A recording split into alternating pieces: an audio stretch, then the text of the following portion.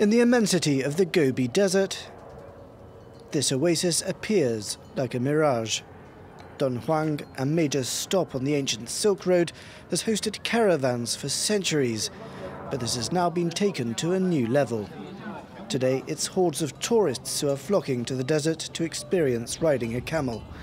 During the high season, this site receives at least 30,000 visitors every day. It's not a worry to have so many people. Even if it is tiring, this is how we make a living. More than 1,000 camels and just as many tourists, treading in each other's footsteps on the 4-kilometer trail. This is a relaxing place. I'd rather follow the traffic this way than in a car. It beats pollution in Beijing. There are few complaints. In a country of 1.3 billion people, many of them prefer being in large crowds.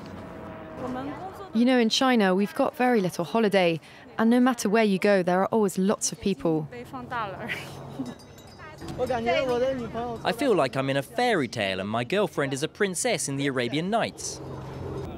But the reality is a lot different from the fairy tale. It's not only because of the vast crowds.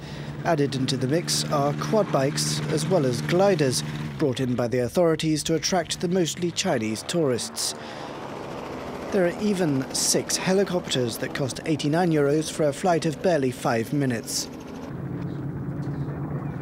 And for those who don't have such deep pockets, sand sledging is another option. That costs just €3. Dunhuang is open to the public year-round, but most visitors arrive during a 3-month period, as for much of the rest of the time the area is covered by snow.